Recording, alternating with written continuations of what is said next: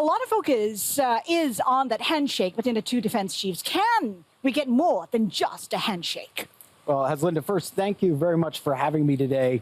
It's an honor to be part of the Shangri-La Dialogue and our opportunity to meet with any number of colleagues throughout the region. As we think about today, from our organizations, from the National Security Agency and U.S. Cyber Command, really looking at two things. One is, what are the threats within the region? What are the tensions and what's causing them? And then also, what are the cyber risks? So when we look at the current tensions, when we look at really what we would like to be able to ensure is peace and stability in the Taiwan Straits, in the South China Sea. And increasingly, we see China's actions to be threatening in those areas. The activities around Taiwan over the last week, also threats to the Philippines, as well as Vietnam and Japan. And so those are areas from our perspective, we inform those threats to our policymakers to allow them to have a dialogue that's informed by the facts and the current environment.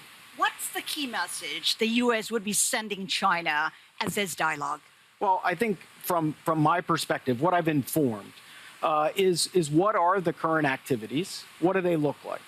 The other area is the things that we see in the cyberspace domain. And so we've done extensive reporting, both inside our government and then publicly, about some of China's actions, particularly as it relates to critical infrastructure in the United States, and also the theft of intellectual property globally. And so we want to ensure that all of our policymakers understand those actions.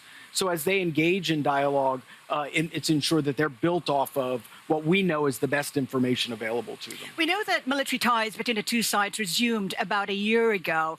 How are you assessing relations? Are they better than a year ago, given how aggressive China has been in areas like the South China Sea as well as the Taiwan Strait?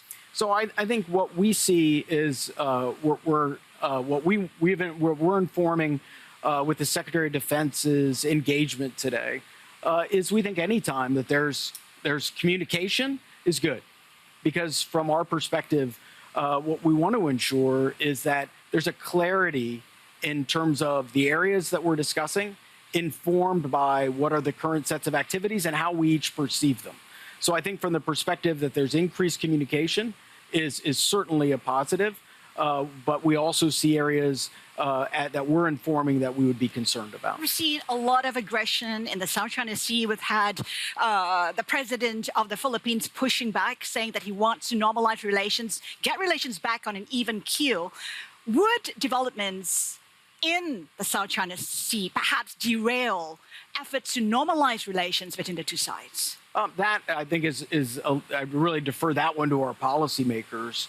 What we're doing is we want to ensure that we're working with partners in the region so that we're also enhancing their capacity, their understanding. We work very closely with U.S. Indo-Pacific Command in their work to ensure that we are also able to provide stability in the region through our own military operations, whether that be through partnership and exercise, but also our ability to communicate those threats not only to our policymakers, but to our allies and to our partners.